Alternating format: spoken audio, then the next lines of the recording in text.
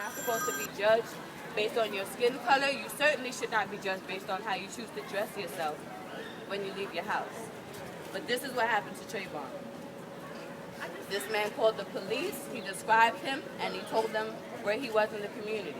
They asked Mr. Zimmerman if he was pursuing Trayvon. He was in his car at this point. He told them yes. They said, you don't need to do that, sir. We are on our way. We can give you a call when we arrive, but you can go home. Do not pursue this boy. We will handle it. He did not listen to the police officers. He followed Trayvon in his car and proceeded to get out of his car and accost Trayvon. Now, Mr. Zimmerman happens to have a licensed weapon, and it was in his car with him. He took it out of the car when he accosted Trayvon. We don't know what words were exchanged because we were not there, but Trayvon is dead from a bullet to the chest. Mr. Zimmerman, this happened February 26th of this year. This man has not been arrested yet. What the Sanford Police Department wants you to believe is that Mr. Zimmerman was acting in self-defense because he felt threatened. My question to the Sanford Police Department is, if you're the aggressor, how can you claim self-defense? If you're in your car and you feel threatened, we're not even going to talk about why he felt threatened because it's completely ridiculous. But personally, if I'm in my car and you're outside of my car and I feel threatened by you, I'm not going to get out of my car. I'm not going to chase you. I'm not going to approach you. I made my call to the police. I'm going to go home now.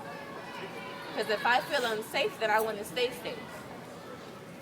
Mr. Zimmerman was not afraid. Mr. Zimmerman was upset that this child was walking around his neighborhood because he felt like he didn't belong in this affluent, gated community.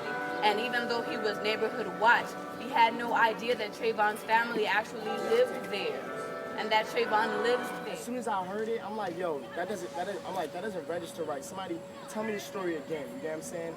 But knowing the details and the simple fact that you could be walking home and have somebody coming who's not even an officer shoot you down and nobody coming out for you, like, just think about yourself, think about your brothers, think about all those people that care about you. Think about what this man's family is going through. Not even a man, he was 17. He didn't even reach the age to go to college. Who knows what he could have done for our community? And it's a shame that it came to this, you know. We have to come and unify as a whole, as educated college people, and make a difference. Basically, we have to take action. This is one form of action, but it's not the only form of action we can take. One of the most important things about this is raising awareness. Things like petitions especially raise awareness.